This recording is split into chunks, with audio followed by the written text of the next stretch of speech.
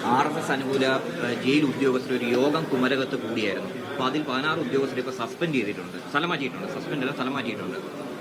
അല്ല, അതെല്ലാം ഭരണപരമായ കാര്യങ്ങളാണല്ലോ. അതിൽ ഞങ്ങൾക്ക് എന്താണ് വേണ്ട കാര്യം? ശരിയായ നടപടിയാണ്. സംഘപരിവാർ അനുകൂല ഉദ്യോഗസ്ഥർ സംഘപരിവാർ എന്തും ചെയ്യും, കലാപവും നടത്തും. മനസ്സിലായോ? സംഘപരിവാറിനെ നന്നായി പഠിച്ചു. ഏതാ പത്രം? Media one. നന്നായി പഠിച്ചോ. സംഘപരിവാർ എന്തും ചെയ്യും കേട്ടാ. കലാപവും നടത്തും, കലാപത്തിന് നേതൃത്വവും കൊടുക്കും. അമ്മാതിരിയാണ് സംഘപരിവാർ. അങ്ങനെയാണ്. അതെ, ഉദ്യോഗസ്ഥന്മാരുൾപ്പെടെ. സംഘപരിവാർ എന്ന് പറഞ്ഞാൽ അതെല്ലാം ഉദ്യോഗസ്ഥന്മാരുൾപ്പെടെ ചേരുന്നതാണ്. ആ ചേരുന്നവർ എന്തും ചെയ്യും എന്നുള്ളതാണ് നമ്മളിപ്പോൾ മനസ്സിലായിട്ടുള്ളത്. അപ്പോൾ അമ്മാതിരിയുള്ള കാര്യങ്ങൾ ചെയ്തിട്ടുള്ള ഉദ്യോഗസ്ഥന്മാർക്കെതിരായിട്ട് ശരിയായ നിലപാട് സ്വീകരിച്ച് പോകണം. ഗവൺമെന്റ് ആ നിലപാടാണ് സ്വീകരിച്ചത്. ആവശ്യമായ നിലപാട് സ്വീകരിക്കണം. അതിനൊന്നും ഒരു സംശയവും